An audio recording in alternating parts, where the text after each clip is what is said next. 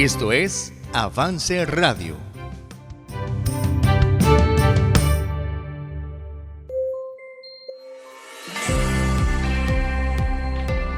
Bienvenidas a Vive tu Diseño, un programa de 180 grados, producido y transmitido por Avance Radio.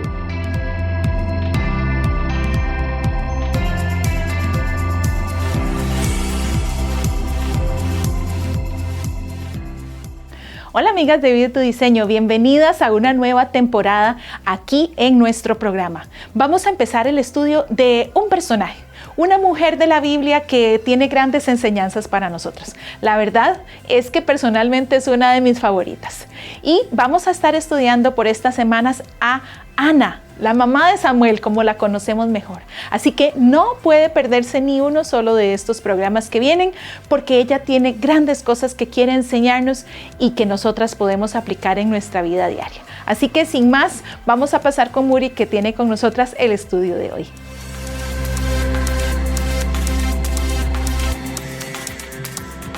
Hola queridas amigas de Vive tu Diseño. Qué gran honor poder compartir con todas este maravilloso estudio de la vida de Ana. Esta mujer que en la Biblia cubre unos pocos capítulos, en 1 de Samuel 1 y 2, pero de la que podemos aprender lecciones muy valiosas para nuestra vida y desarrollo espiritual. Ana, ¿en qué trasfondo cultural de la época vivía esta mujer? ¿Y qué sabemos de la misma Ana? Bueno, Ana vivía en una cultura y en un tiempo donde el ser madre era una prioridad para la mujer. Pero Ana era estéril, no podía tener hijos. Los judíos siempre han dado gran relevancia al hecho de que sus esposas puedan concebir y llenar la aljaba de hijos. Desde el mandamiento en Génesis, fructificad y multiplicaos, Génesis 1:28. Hasta el castigo de Dios, donde Onán, por no querer levantar descendencia a su hermano muerto historia hallada en Génesis 38, vemos cómo para los judíos levantar descendencia y continuar un linaje era de suma importancia. En el judaísmo, la procreación, el engendrar hijos, es un mandamiento central y altamente valorado, con raíces en el primer mandamiento en la Torá. Sé fecundo y multiplícate. Es muy interesante el hecho de que el linaje judío, tradicionalmente definido por la línea materna, es un componente esencial de la identidad judía. El linaje judío implica la transmisión de valores, costumbres, tradiciones y conocimientos de generación en generación. Las genealogías bíblicas presentes en la Biblia son fundamentales para comprender la historia del pueblo judío y su relación con Dios. Por ejemplo, encontramos la genealogía de Jesús. Es muy importante para el cristianismo, ya que conecta su linaje con el linaje real de David. El estudio de las genealogías permite rastrear el origen de las tribus, los clanes y las familias judías, por supuesto, a lo largo del tiempo. Por tanto, el linaje judío es muy competente y vital en la identidad, historia y cultura judía. Su estudio no solo permite conectarse con el pasado, sino también fortalecer la identidad y asegura la continuidad de las tradiciones judías para las generaciones futuras. Qué interesante todo esto, ¿verdad? No sé si notaron ciertos aspectos importantes de lo que acabo de mencionar. Número 1. Los judíos, hombres, añoran descendencia. Número 2. Las judías, mujeres, son las que definen el linaje. Y número 3. Ana era estéril y no podía tener hijos. Pero, ¿es este deseo malo en sí? ¿Esta forma de pensar o incluso añorar descendencia es malo por parte de los judíos? ¿No es acaso mandato de Dios el de fructificar y multiplicar? Claro que no. No obstante, Ana era una mujer contracultura, pues Dios no le había dado el privilegio de convertirse en madre. Esto afectó a Ana de manera emocional y psicológica. En la Biblia, la esterilidad femenina a menudo se presenta como una fuente de sufrimiento y angustia para las mujeres, quienes eran socialmente valoradas por la capacidad de procrear. Muchas figuras bíblicas femeninas enfrentaron la vergüenza y la tristeza por no poder tener hijos, como Sara, Rebeca, Raquel y Ana. La infertilidad se veía como una maldición o como un problema personal que debía ser superado, y las mujeres recurrían a la oración y la fe para buscar una solución. Es por esto que Ana sufría, pues no solamente la cultura y la tradición le demandaban el tener hijos, sino que el no tenerlos era considerado como un castigo o inclusive una maldición. ¿Pueden ustedes suponer el dolor que llevaba ella en su corazón? La infertilidad era vista como un fracaso personal y social. La falta de hijos afectaba el estatus de la mujer en la sociedad y podía generar reproches de otros. Y Ana no estuvo exenta a todas estas situaciones. La incapacidad de concebir causaba tristeza, angustia e incluso depresión en muchas mujeres. La maternidad era un anhelo profundo para muchas mujeres y la esterilidad les robaba esa posibilidad de experimentar la alegría de tener hijos y criar una familia. Pero sigamos, pensemos en Ana. Su nombre, en hebreo, Ana significa gracia o favor. Y esto es muy interesante porque Ana debió haber orado muchas veces por el favor y la gracia de Dios sobre su vida. La petición de Ana era demasiado obvia. Ser mamá, ese anhelo de tener un bebé, experimentar esa alegría y criar, por supuesto, una familia. ¿No creen ustedes que Ana de verdad soñaba y anhelaba con tener 1 o 2 pequeñitos que alegraran su vida? Bueno, y también ese deseo de satisfacer el requisito cultural y comenzar una descendencia para su esposo Elcana. Hablemos de Elcana, personaje relevante en la historia. El nombre Elcana significa en hebreo Dios ha redimido, provisto, obtenido. Recordemos que los nombres en la Biblia siempre tendrán una participación activa en la vida de aquellos que lo llevan en sí mismos. Entonces me pregunto, ¿de qué se proveerá Dios en la vida de Elcana? Bueno, debemos continuar con el estudio para poder averiguarlo. Ahora leamos 1 Samuel 1, del 1 al 3. Dice así: hubo un varón en Ramataim de Sofín, en el monte de Efraín, que se llamaba Elcana, hijo de Jeroham, hijo de Eliú, hijo de Tou, hijo de Suf, efrateo. Y tenía él 2 mujeres. El nombre de una era Ana y el de la otra Penina. Y Penina tenía hijos, mas Ana no los tenía. Si usted no conoce esta historia, se acaba de dar cuenta que Elcana tenía 2 esposas. Sí, Ana y Penina. ¿Recuerdan a la cultura? En la Biblia algunos personajes tenían más de una esposa debido a la práctica cultural y también circunstancias históricas. No porque la poligamia fuera un ideal o una norma universalmente aceptada. En algunos casos la poligamia se practicaba debido a la infertilidad de la esposa, o también para aumentar el número de los hijos, especialmente varones, para garantizar la continuidad del linaje. Aunque la Biblia registra la poligamia, no significa que Dios la aprobara activamente. En algunos casos podría haber sido una concesión a las prácticas culturales de la época, y por supuesto esto hacía que la vida de Ana fuera aún más difícil. Pero enfocándonos en Ana, ella representa a una mujer que va contra todos los estándares culturales de su época.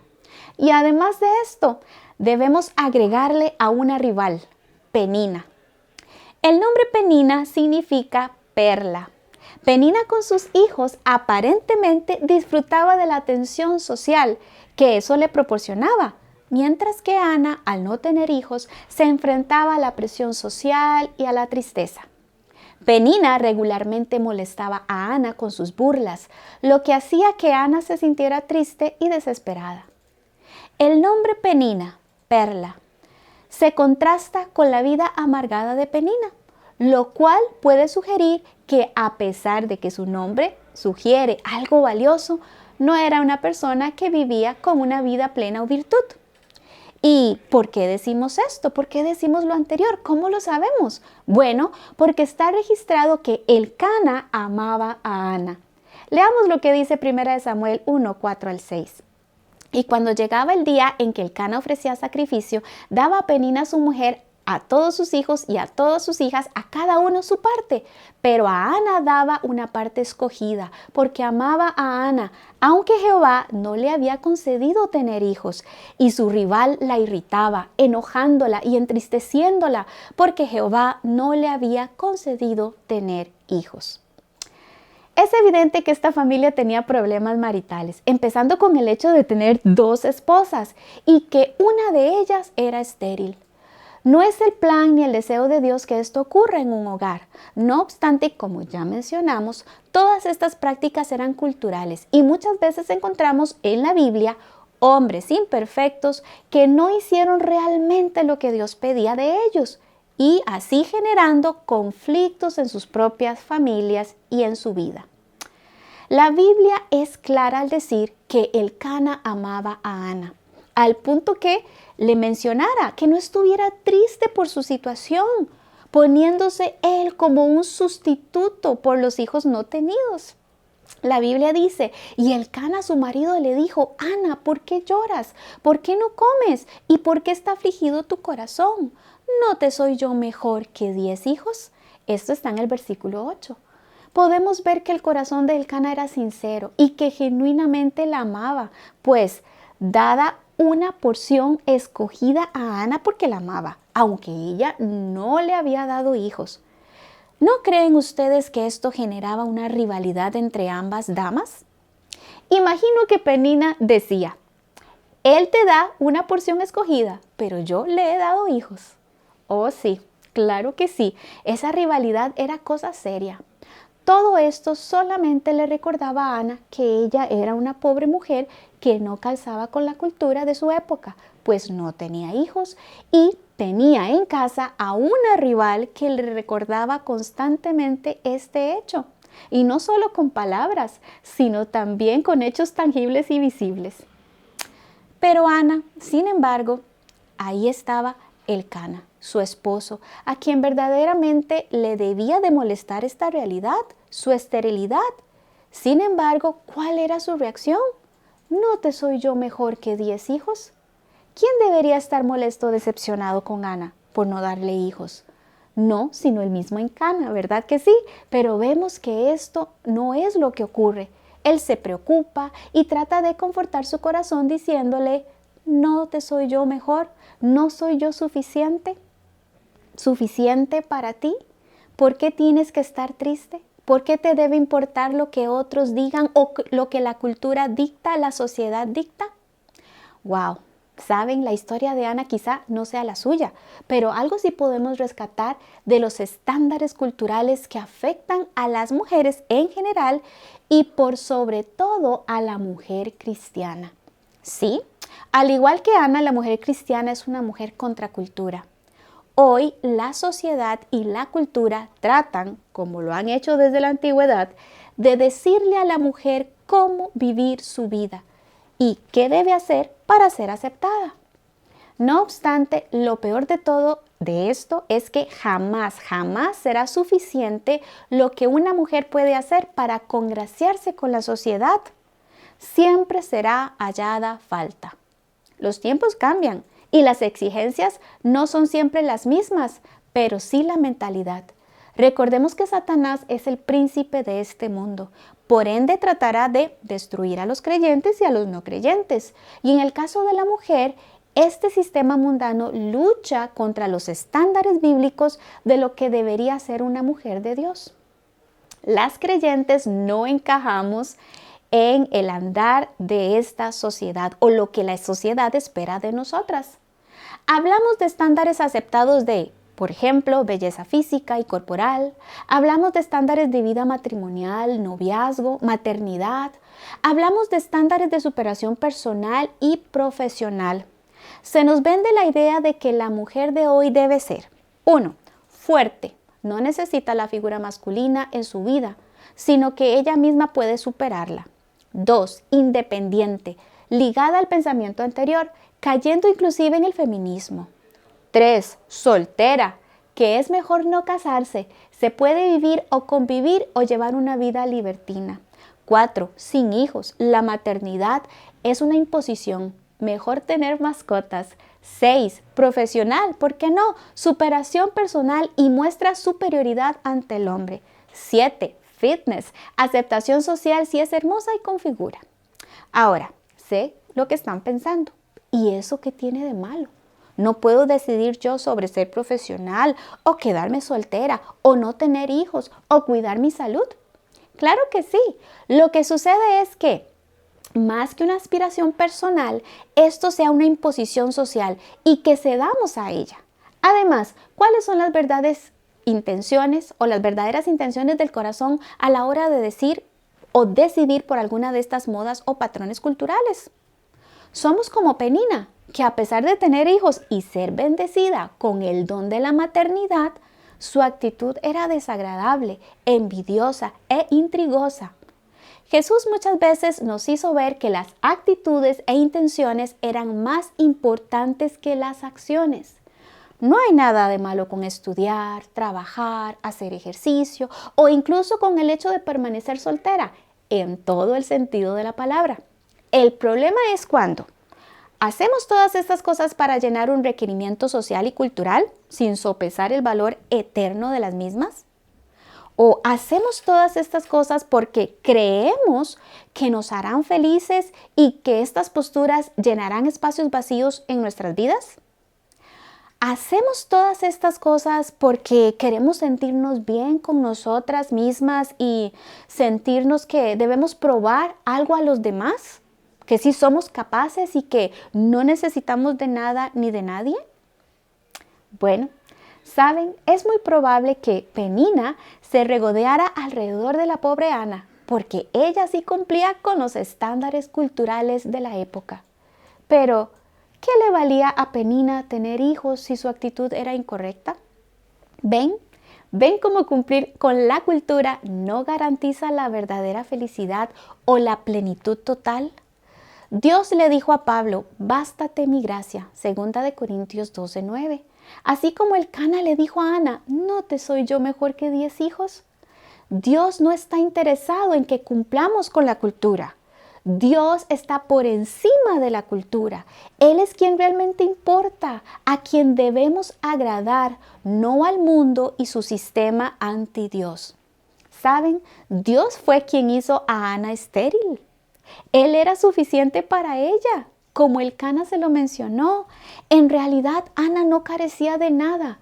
Sin embargo, las exigencias del mundo pueden abrumar a un corazón triste. Y de esto hablaremos la próxima semana.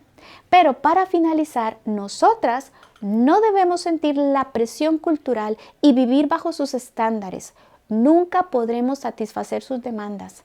Además, en Romanos 12:1 y 2 dice que no debemos conformarnos a este siglo. No debemos tomar la forma, adoptar el sistema y la manera de pensar de este siglo. Nosotras estamos llenas, plenas y completas en Jesús. Como dice Colosenses 2:10, vosotros estáis completos en Él.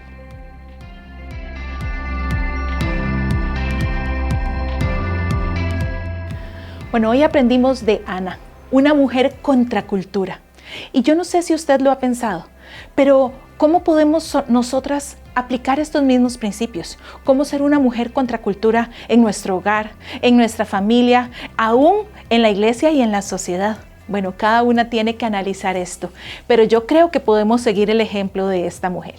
Así que recuerde, siempre estamos aquí en nuestras plataformas, en Spotify, Apple Podcast, YouTube y por supuesto en Avance Radio. Así que comparta este programa y búsquenos la próxima semana que vamos a seguir con el estudio de esta increíble mujer.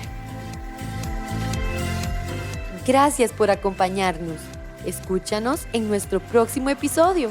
Encuéntranos en redes sociales como 180 grados y en Spotify y Apple Podcasts como Avance Radio. Avance Radio, en vivo 24/7 por avanceradio.com.